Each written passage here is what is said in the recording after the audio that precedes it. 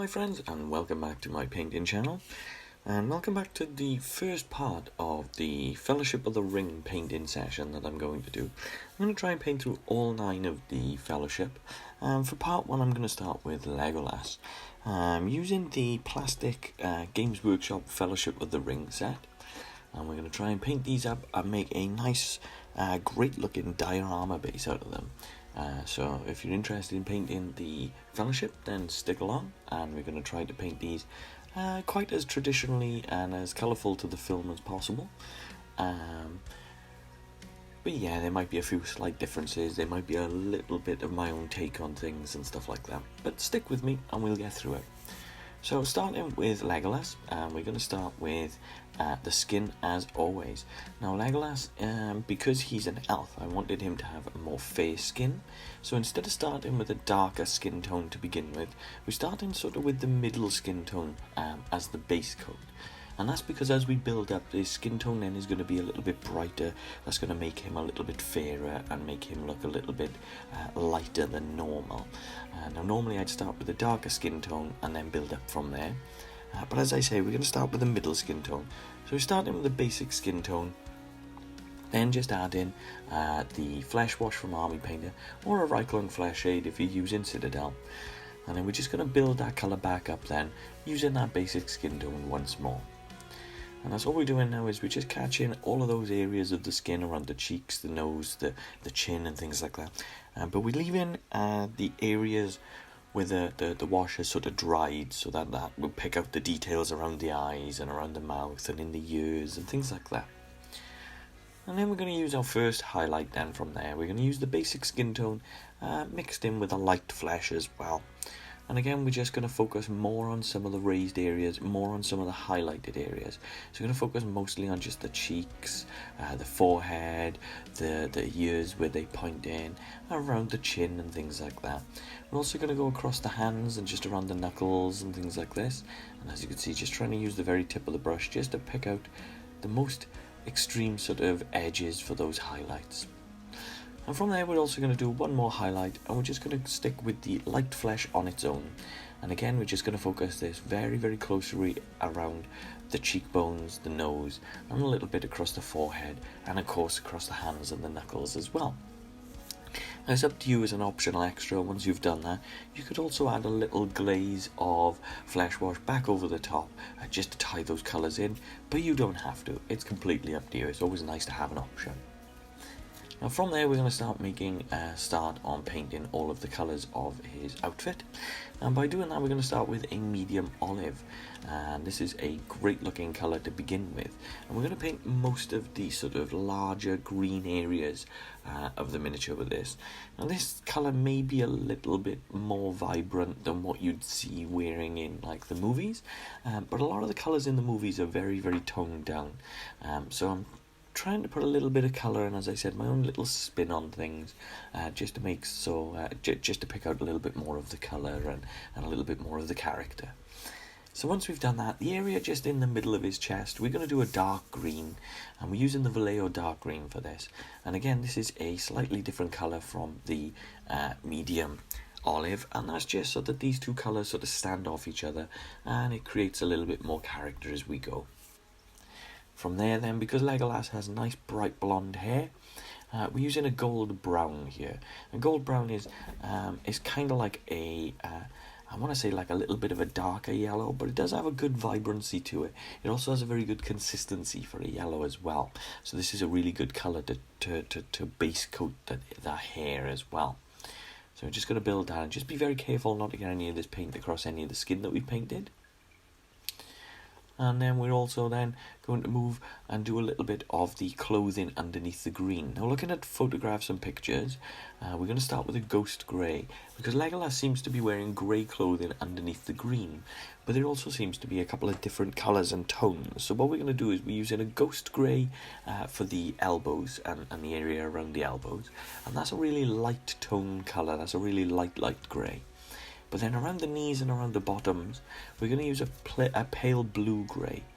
So that's also a nice toned down grey, but this one has a little bit of a different subtle colour. So this one has a very, very subtle sort of blue tone to it as well. And if you take a look at some of the pictures of Legolas, you'll see that sometimes there's a mixture of different colours and things like that. So that's what we're doing, 2 different colours there.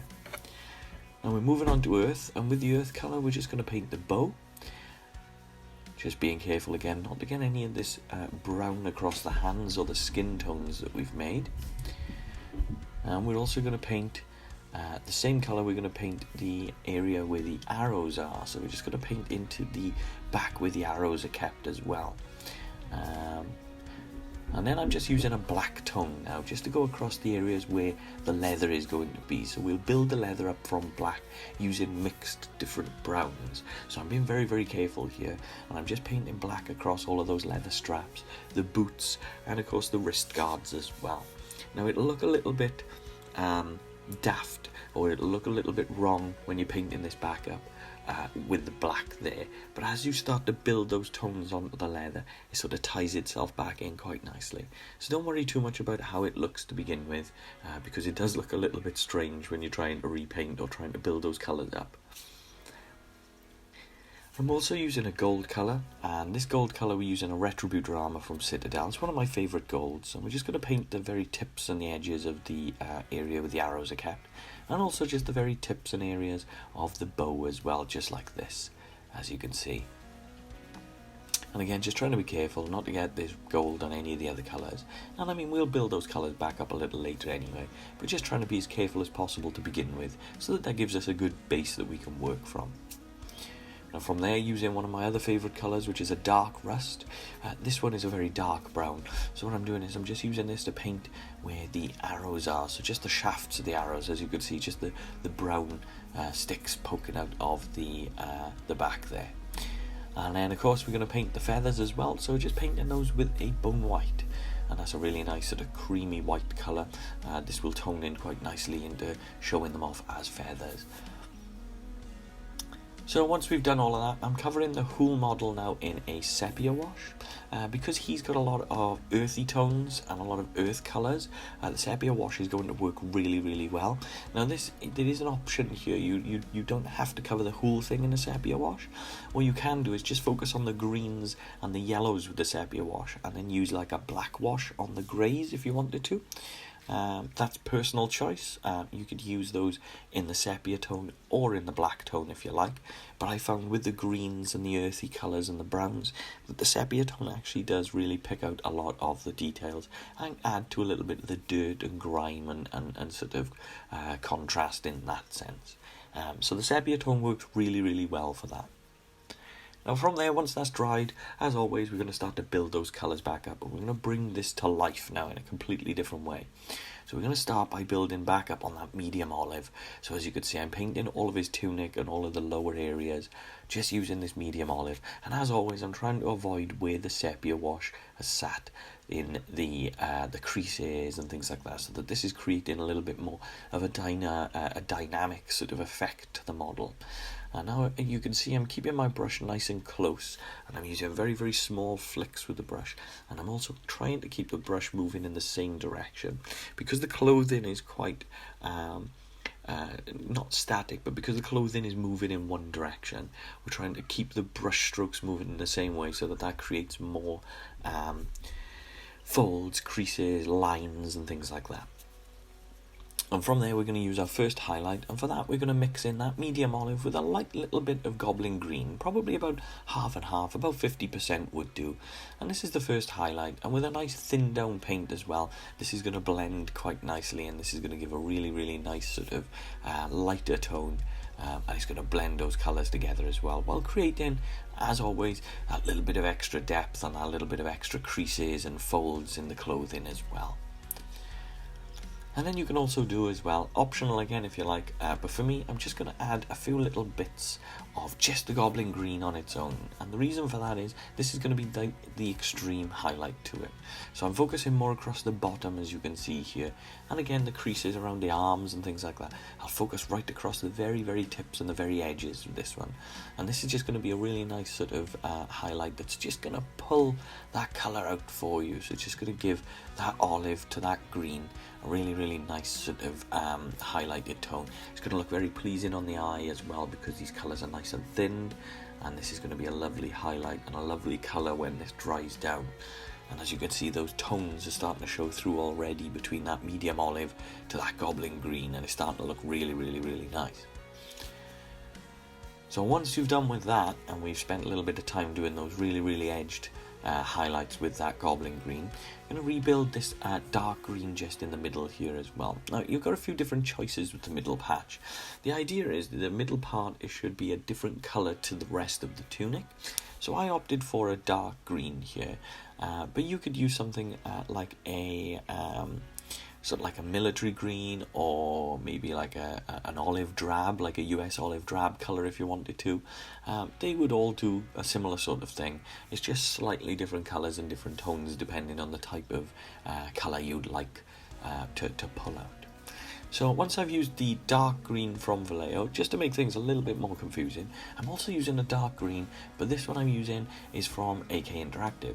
So this is also a dark green, but it's a slightly different tone to the dark green from Vallejo. And what this means is this creates a really good, immediate, sort of easy highlight. And as you can see, I'm just building these layers and building these lines straight across the middle part of the tunic, just creating more of those folds, those creases, creating a little bit more to look at than just one flat colour. And again, just out on the shoulder areas and just on the areas that are going just around the arms, we're also picking those out as well. Now again, sticking with a slight little AK Interactive mixture, we're going to use the dark green and a deep green mixed together. Now the deep green is an intense range, so this has a very intense deep colour. So this is going to really bring that colour up. And again, using those thin coats, using those thin layers, we're going to be able to build that highlight back up and get a really nice sort of pleasing blending tone. Now, should you want to, you could also tie those colours back together. And again, this is purely optional. If you're happy with the way that the greens look, you don't need to do this. But I'm just adding water into Military Shader and just adding a little bit of that back on so that it ties those greens back together again. And once you've done that, then we're moving back onto the greys. So I'm starting with the bottom greys just around the knees, and we go in with the blue-grey pale again. We're just going to build that up again like normal, just painting this onto the raised areas while leaving the shade in all of those recess points, in all of those folds. And that's going to show you and create all of those different folded areas and build up a little bit of character and tone through that as well. Now for the highlight for that, we're using that blue-grey pale, there we go, and a sky grey mixed together. And again, that's about 50%. And we're just going to pick out some of the extreme edges again. So we're just focusing more around those knees and across those folds and across the areas where you can see the raised parts then on those folds. And then we're just going to focus on the elbow areas and the arms just across the top. And as I said earlier, we're mixing these and using two different colours. So we're going back to that ghost grey, but we're going to be as careful as possible because the folds just on the front arm here and the left arm are very small. So just using the very tip of the brush, we're just going to build those colours up, as you can see. And we're going to kind of leave those areas where the shaders are sat in between the cracks and the creases, and again that's adding to the depth and adding to the character of the miniature as well. And we'll build the colour up a little bit further from there. And we're just painting the right arm just around the elbow, as you can see. I'm trying to leave a little bit of the shade here and there as well. Now once you've done that, we're just going to mix the ghost grey in with a dead white, and this dead white is a nice vibrant colour, so when you mix the two together it brings a really nice pleasing highlight to that ghost grey. It's the perfect way of building those tones up, and it does look really good as well. And again, I'm just using the very tip of the brush this time, and I'm just trying to pick out as much of the extreme edges as I possibly can. Now you can go further and just use dead white on its own as well if you wanted to, but the two highlights is perfect for me. That was absolutely fine. So we're going to move back onto the earth colour then, the brown, and we're just going to paint the area where the arrows are kept just in the back, and we're also going to paint the bow as well. As you can see, I'm just trying to build a little bit of tone and a little bit of colour around the edge. And I'm trying to do as much as possible while avoiding painting in or onto any of the leather straps that we've kept in black. And then we're just going to go around the bow just like so. And we're painting the bow just around in these lines this way, and it's just going to leave a little bit where those shades are around the edges where the gold is as well, so you can see sort of a little bit of a depth and a little bit of tone and things like that. And then we're going to use the first natural highlight to that is going to be the beige brown, and again with a nice thin down paint, this is going to give us a really nice highlight and a really nice option and ability to sort of build the tones and colours. Now for the bow I'm using a little bit of a stippling effect, and that's going to add a little bit more character as well. And then we're going to use that beige brown with a mixture of bone white, and again sticking with that stippling effect and building up those tones as well. I'm just going to start with the arrows I kept just on the back, and we're going to do the same thing just down and around the bow as well. So as you can see, just going across the edges of the bow here, just like so. And that's going to blend and dry nicely into the bow for us, and nicely into the wooded colours, and create a really nice, easy, subtle highlight as well. And then we're just going to move on to painting the boots. And for this we're going to stick to a nice mid-tone, sort of darkish brown tone. And we're going to build this up on all of the leather areas as well, but I'm just going to start off with the boots here to show you how I'm painting this through. And we're just going to build this colour up. This is a nice thinned down version of Leather Brown from NK Interactive, and this is a really nice smooth colour that manages to transition onto the miniature in a really nice smooth way. And this colour is really good for making your base colours so that you can boost the highlights and boost the vibrancy from there. This is a really nice colour. If you were sticking to the Vallejo sets that I've used before, then I would use a mixture of dark rust combined with leather brown from Vallejo. But if we're sticking with the AK Interactive, then we'll just go with the just the straight leather brown and a nice thin down version as well. And as you can see, I'm just building some of the scratchy effects and the brush strokes and things onto the leathers as well. And again, you don't want to get any of the brown onto the green that we've spent so long building those colours up on. So it's just the patience part now, just very gently, very carefully, just building those highlights and building that leather tone up on this. So as I say, this is the leather brown, so this is like a nice dark brown. And when this is thinned down as well, this applies to the miniature quite nicely, and it dries down to a lovely stage. Now I'm going to mix in a little bit of deep brown from the AK Interactive, and this is another one of those intense range colours, so this is another colour that boosts vibrance quite a lot. So by mixing the leather brown and the deep brown together, then we're not going to cover as much, we're just going to try and catch little areas where we think are going to be a little bit more lighter or a little bit more scratched and worn out on the leather as well. So we're not painting the whole thing, we're just trying to paint and catch those areas so that it creates a little bit of character and a little bit of depth as well. Last thing you want to do is cover everything over the top all the time, because then you're kind of just painting one colour over the top of another rather than catching those little bits of character and those little scratchy bits and things like that. So once that's done, then just using the deep brown on its own, and as I said, this is one of the intense colours, and you can see that by already the colour is popping. It is starting to like really stand out and pop on this miniature. So again, I'm just using sort of like a stippling effect because the leathers are very small, and I'm just dabbing this across, and I'm also just going to cover a little bit just on the edges of his braces as well. So I'm just doing the outer edge, as you can see, very fine, and these are very thin down coats of paint as well, so that these don't take to the miniature as extreme as you'd think, so that then this is just catching a nice highlight onto those braces, as you can see. And then we're just going to build up the hair back, so we're going back to that gold brown that we were using, and I'm using a very controlled small brush for this, and I'm using a dry brush, but it is a very small dry brush, so that this is a lot more controlled and I'm not covering over any of that skin that we've spent a lot of time going over as well. So yeah, just boosting that up, being very careful, and just dragging the edge of the brush across. And we're going to build up those feathers as well. And by doing this, what we're doing is just using that stippling effect. I'm just dabbing the edge of the brush, as you can see, just along the very edge of those feathers, so that this is creating that element that the feathers are broken and a little bit sort of, that there's little gaps in the feathers and things like that, so that they're not all just one colour as well.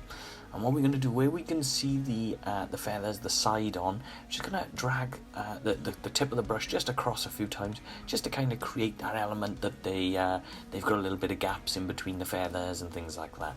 And again, I'm just using that stippling and dabbing across the top so that we can see the difference between where the feathers are and where Legolas's hair is and things like that.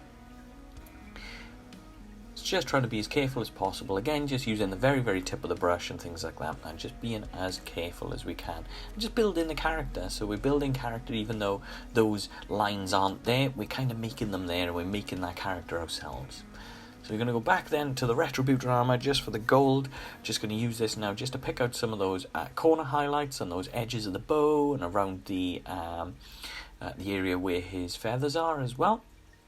And just gently, now this is a very, very difficult area as well, so again, very, very carefully, just catching a little bit of those buckles just along the leathers on the front there, as you can see. Just using the very, very, very tip of the brush for that.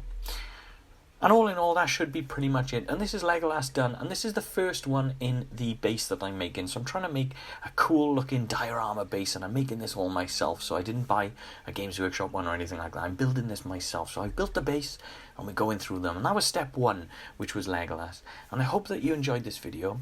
And I hope that you want to join, that you'll jump back in for part two. Because part two is going to be Samwise, the real hero of the story as well. As always, my friends, thank you so much for tuning in and watching. Thank you for your support, thank you for your comments, and thank you for your time. I appreciate it, and I will see you on the next one.